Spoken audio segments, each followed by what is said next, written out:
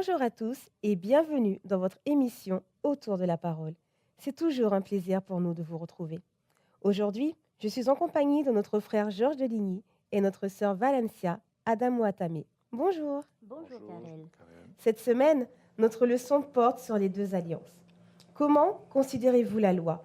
Les promesses de Dieu à Abraham ont-elles changé? Pourquoi deux alliances?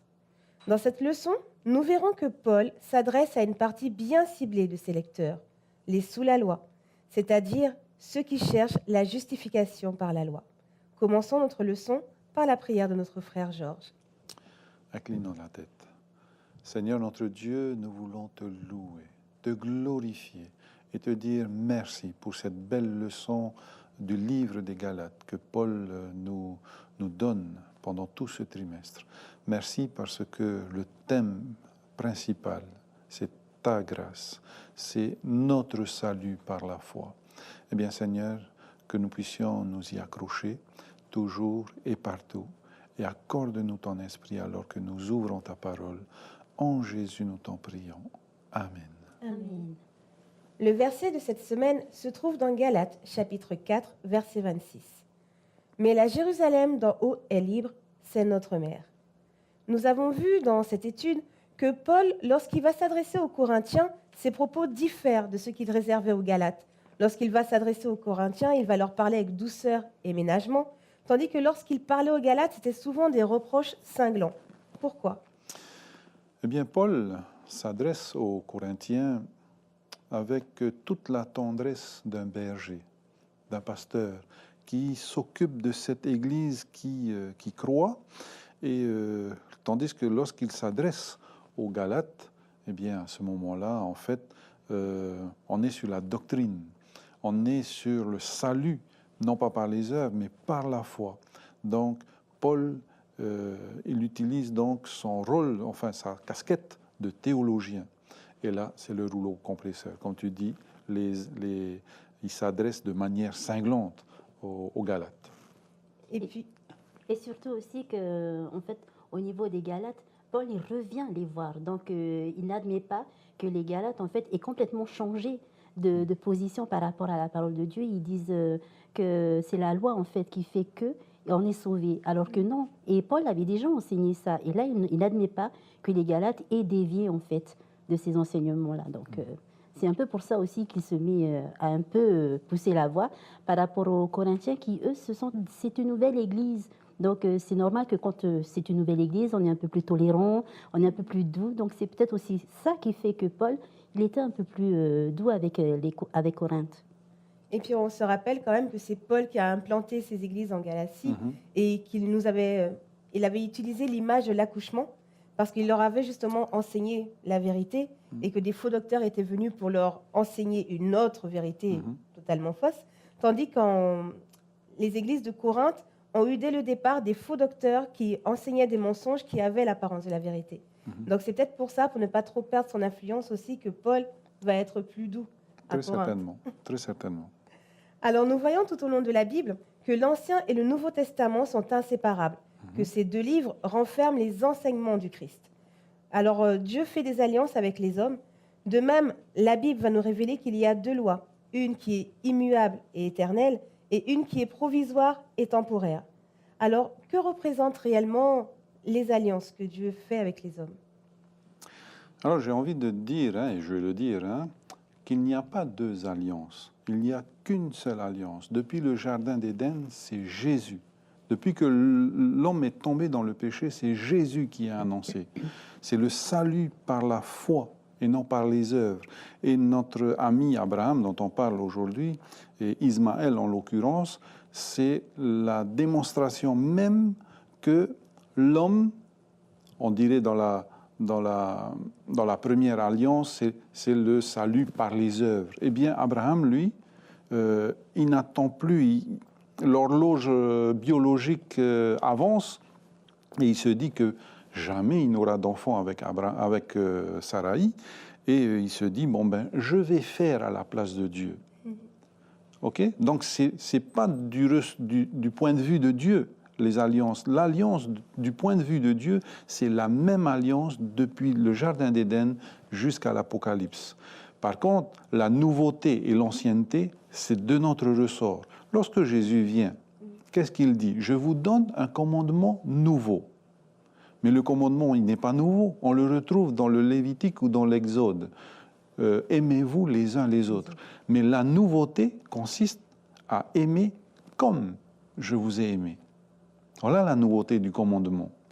Donc, Jésus vient rafraîchir l'alliance qui a été mise avec plein d'autres règles et ordonnances, et les paroles de Dieu n'avaient plus de sens. Donc, la nouvelle alliance, c'est cette nouvelle manière d'aborder la loi. C'est cette nouvelle manière, le salut, pardon. C'est cette nouvelle manière de dire que tout seul, je ne peux rien. Donc cette alliance a été conclue avec Adam, renouvelée avec Abraham et vraiment ratifiée qu'à la mort de Jésus-Christ. Voilà. Néanmoins, on la nomme Nouvelle Alliance alors qu'elle est également fondée sur la loi divine et qu'elle a pour but de remettre l'harmonie entre l'homme et Dieu. C'est bien ça. Alors, les conditions auxquelles on peut obtenir la vie éternelle sous la Nouvelle Alliance sont les mêmes que sous l'Ancienne. Il faut une obéissance parfaite, c'est ça. Nous savons que nous sommes libres, donc grâce au mérite de Jésus. Nous allons lire maintenant 4 versets qui vont nous permettre de rentrer en profondeur dans notre leçon. Le premier se trouve dans Genèse chapitre 15, verset 4. Donc Genèse chapitre 15, verset 4. Je prends la parole. Alors, il est dit ceci. Alors la parole de l'Éternel lui fut adressée ainsi. Ce n'est pas lui qui sera ton héritier, mais c'est celui qui sortira de tes entrailles qui sera ton héritier. Merci. Nous allons poursuivre avec un deuxième verset qui se trouve dans Genèse chapitre 17, au verset 18 et 21. Alors, Abraham dit à Dieu, « Oh, qu'Ismaël vive devant ta face. » Dieu dit, « Certainement, Sarah, ta femme, t'enfantera un fils, et tu l'appelleras du nom d'Isaac. J'établirai mon alliance avec lui comme une alliance perpétuelle pour sa postérité après lui.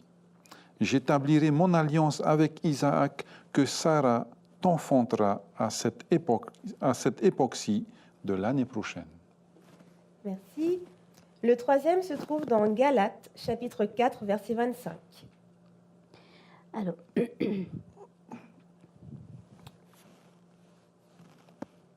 Galates chapitre 4, verset 25 nous dit « Car Agar, c'est le mont Sinaï en Arabie, et elle correspond à la Jérusalem actuelle, qui est dans la servitude avec ses enfants. » Merci. Et le dernier, toujours dans Galates chapitre 4, mais au verset 29. Alors, Galates 4, verset 29 nous dit « Et de même, qu'alors celui qui était né selon la chair persécutait celui qui était né selon l'esprit. Ainsi en est-il encore maintenant. » Alors nous savons qu'à travers ces 4 versets, nous allons parler de l'histoire d'Abraham, car c'est l'histoire que Paul va utiliser. Il va utiliser l'allégorie en l'histoire de la servante Agar, qui est pour moi un microcosme des églises en Galatie. Alors pour ceux qui nous regardent et qui veulent connaître l'histoire entière d'Abraham, je vous invite à lire la Genèse chapitre 20 et 21. Pour faire une synthèse, il s'agit donc d'une famille élargie. Il y a Abraham et sa femme Sarai qui ont un fils, celui de la promesse, Isaac. Et il y a à côté la servante Agar qui, elle aussi, aura un fils avec Abraham, qui a eu Ismaël.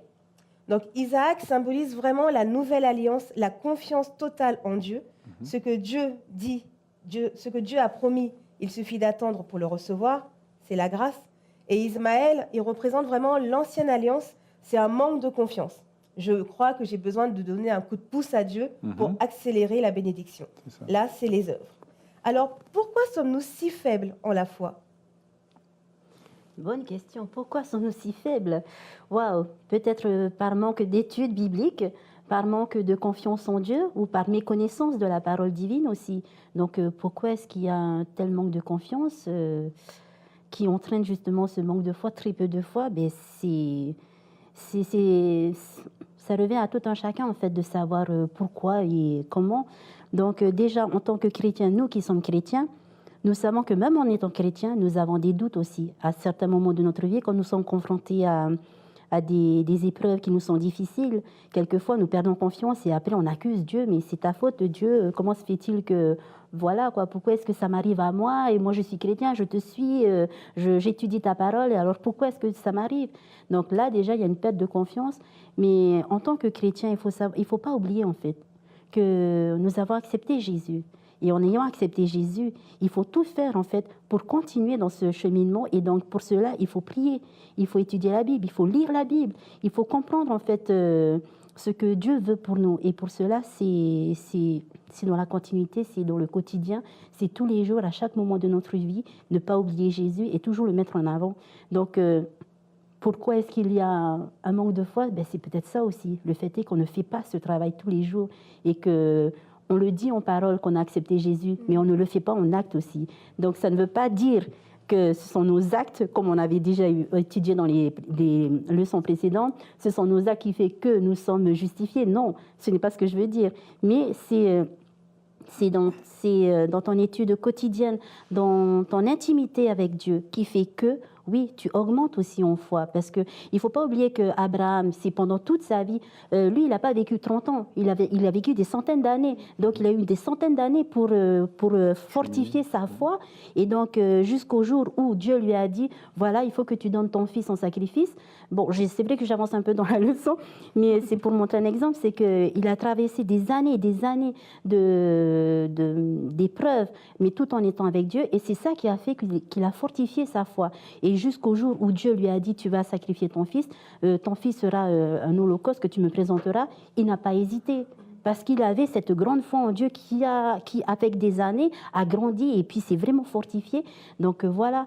Donc pour aujourd'hui, pourquoi est-ce qu'il y a un tel manque de foi? C'est notre absence d'intimité avec Dieu. Enfin, c'est une des réponses que je pourrais apporter. Ok.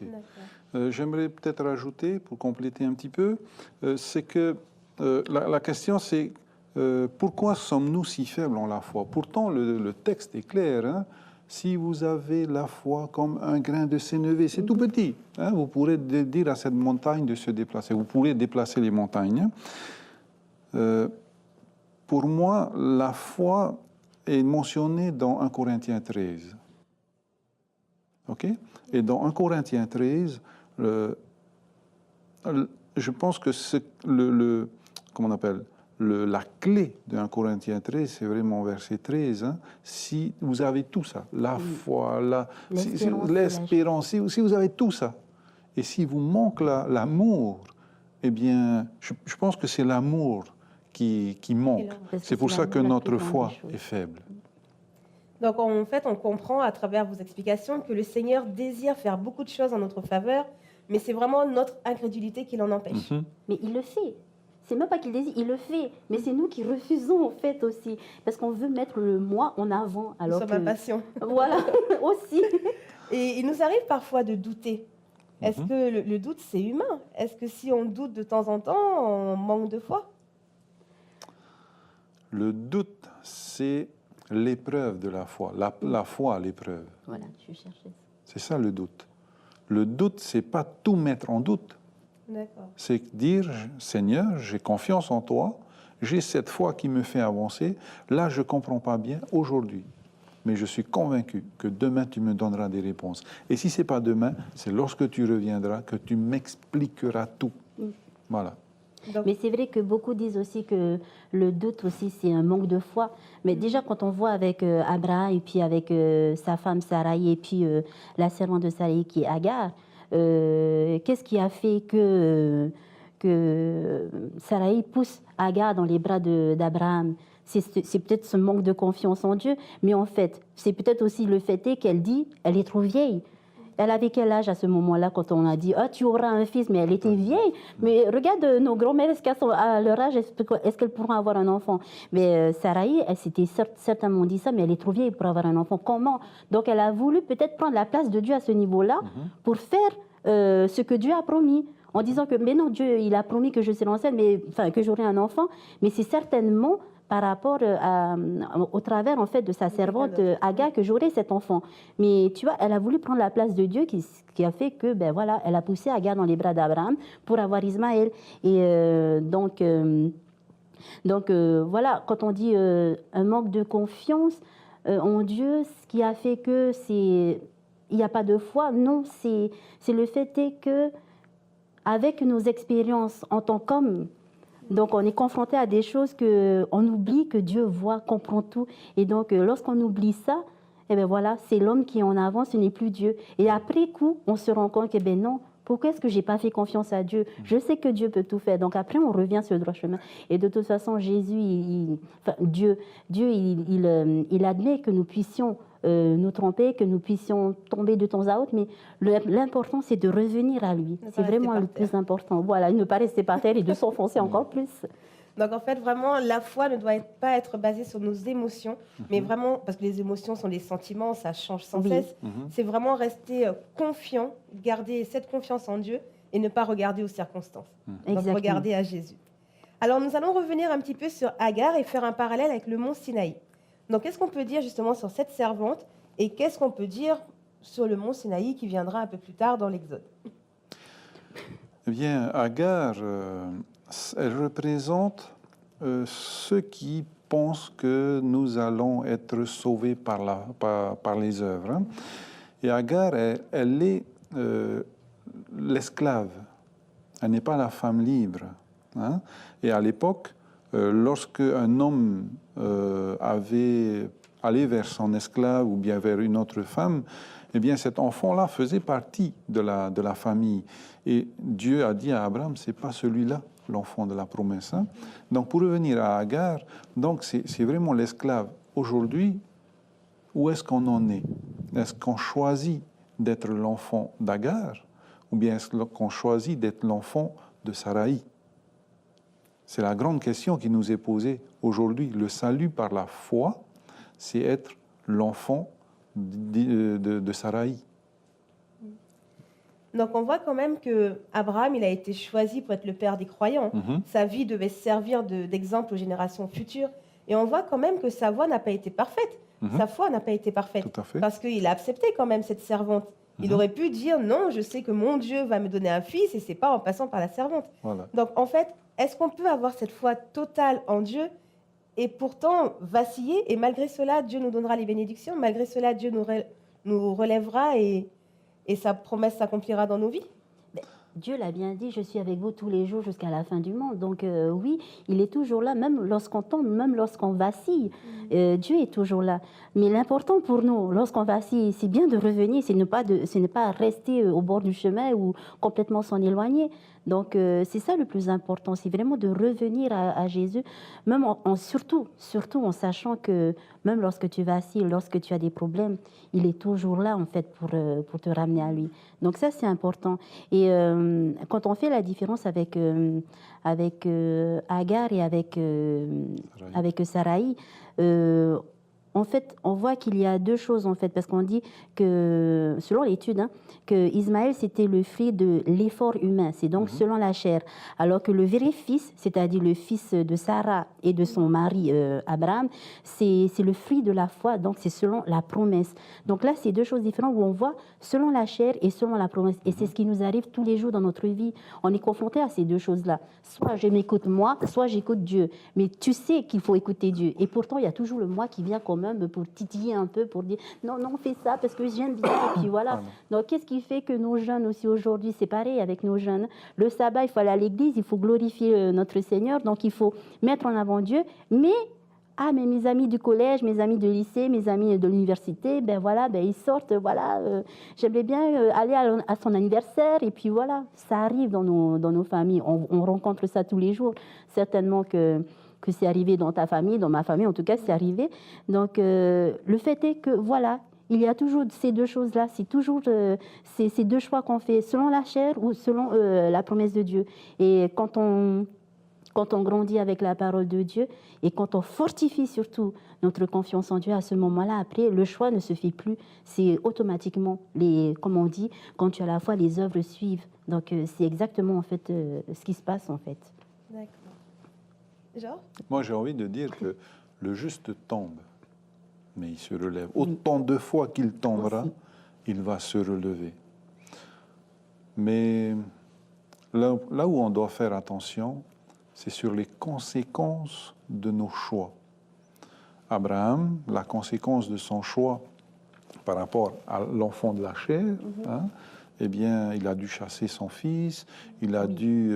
bon, après, Dieu a promis aussi pour ce fils-là une grande lignée, hein, mais voilà, attention aux conséquences qu'on ne pourra pas éviter, les conséquences de nos choix, même si Dieu bénit. OK? Voilà. Mais on voit, pour revenir à Agar et au mont Sinaï, que les paroles que Dieu a dites à Abraham, que ce soit dans Genèse 12, et les paroles qu'il va dire à Moïse dans Exode 19 se ressemblent. On peut quand même faire un parallèle. Mais en fait, qu'est-ce qu'on doit retenir concrètement de ces deux histoires, que ce soit Agar ou le mont Sinaï? Est-ce qu'on doit se dire que Dieu a peut-être besoin d'un petit coup de pouce parce qu'on a l'habitude que tout aille vite dans nos vies? On est un petit peu une société fast-food. J'envoie un mail, ma mère à l'autre côté du monde, elle le reçoit. Et attendre, c'est épuisant. Est-ce qu'on doit aider Dieu? Alors, Dieu n'a pas besoin de notre aide, hein. La difficulté, c'est dans notre interprétation de la volonté de Dieu. À quel moment j'entends la volonté de Dieu, j'entends la voix de Dieu, et à quel moment je me dis, c'est peut-être la voix de Dieu, je m'y engage et ce n'est pas du tout la voix de Dieu. Donc, peu importe l'exemple, là c'est Abraham, ok, Dieu m'a promis, donc peut-être que ce n'est pas tout à fait par un miracle que cette chose va arriver, que j'aurai un fils. Eh bien, allez, je vais donner un coup de pouce à Dieu. Non, on ne donne pas de coup de pouce à Dieu, hein. Et j'aimerais juste faire une parenthèse par rapport à « je te bénirai et toute ta descendance, hein, sera bénie ». En fait, cette descendance-là va jusqu'à Jésus. Hein. Donc, et donc, on revient à cette promesse de l'Ancien Testament. OK? Voilà. Donc en fait, on n'a rien à faire, il suffit juste d'obéir et Dieu agira en temps voulu. Voilà. Et à quel moment on va dire que Dieu agit, ou bien à quel moment on a donné un petit coup de pouce à Dieu? Je pense qu'on a besoin de connaître, d'être sincère, d'être humble et de connaître la volonté de Dieu pour nous. Et ça passe par des moments de doute, par des moments de prière, d'humilité, de jeûne peut-être, pour connaître la volonté de Dieu. D'accord.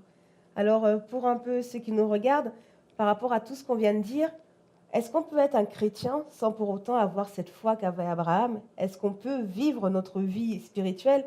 En gros, est-ce que la foi est réellement très importante? C'est la plus importante.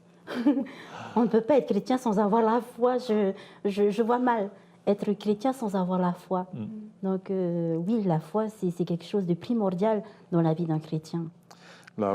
C'est la foi seule qui sauve. Oui. Donc, elle est essentielle, elle est primordiale, elle est indispensable. Hein.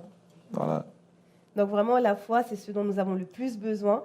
Et s'il nous arrive de considérer les choses sombres de ce monde, nous allons perdre confiance. Tandis que parce qu'on va ouvrir notre cœur à la crainte, aux conjectures, etc. Et le sentier vers le progrès sera complètement obstrué.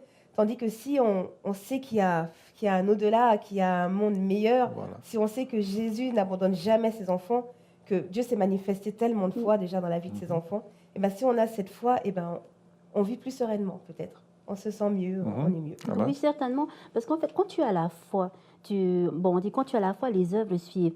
Mais je voulais revenir aussi sur le fait que quand tu as la foi, ça ne veut pas dire que tu dois rien faire et Dieu fera tout pour toi. C'est pas ce que ça veut dire aussi. Quand tu as la foi, tu travailles aussi pour augmenter encore plus. Parce que je ne sais pas si on peut dire qu'il y a un niveau, un seuil de foi ou quoi que ce soit, mais je veux dire que plus tu t'intègres dans la parole de Dieu, plus tu l'étudies, plus tu pries, plus tu augmentes cette intimité avec Dieu.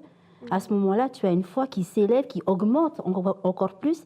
Et plus elle s'élève, en fait, plus tu vois les choses s'arranger parce que Dieu, à chaque fois, il te donne des bénédictions. À chaque fois, il te donne des bénédictions.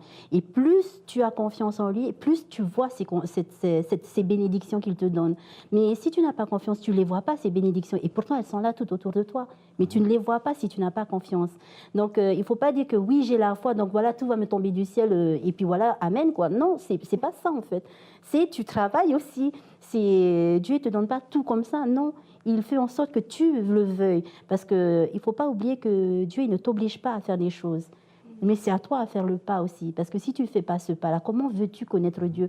Comment veux-tu avoir des amis si tu ne vas pas vers eux et pas discuter avec eux? C'est pareil avec Dieu. Donc voilà, il faut travailler cette fois. Donc il faut étudier la Bible, lire la Bible, étudier sa parole, faire notre école du sabbat chaque jour. Écouter autour de la parole. Voilà, autour de la parole. Voilà, pour ceux qui nous regardent, regardez autour de la parole. Et puis voilà, et surtout prier. Ne pas oublier de prier chaque jour pour demander l'aide du Seigneur dans tout ce qu'on fait dans notre vie. Bon, il faut quand même savoir que la vie chrétienne, ça ne va pas être une succession de verts pâturages et de Non, torrents frais. exactement, parce que bien sûr, On va tu vas faire être des expériences, des Voilà. épreuves qui vont tu peut-être vas être éprouver confronté à notre des foi, épreuves, justement. mais qui vont montrer notre loyauté Mais envers Christ. elles sont nécessaires, hein, ces épreuves, elles sont Elles nous font nécessaires. grandir. Oui. Il y a un texte qui me vient à l'esprit, c'est « Or, sans la foi, il est impossible de lui être agréable ». Exact. Voilà. Donc, tout ce qu'on va faire sans la foi, eh bien, ça ne sera pas agréé par Dieu. D'accord. Alors, qu'est-ce qu'on peut dire d'Ismaël et d'Isaac aujourd'hui? Est-ce que nous devons rester, c'est un petit résumé de notre leçon, Voilà. est-ce que nous devons rester les enfants de la Nouvelle Alliance, enfin être les enfants de la Nouvelle Alliance, ou encore rester un petit peu sous l'Ancienne Alliance? Qu'est-ce qu'on doit faire? Je prie pour que je sois tous les jours Isaac et non Ismaël.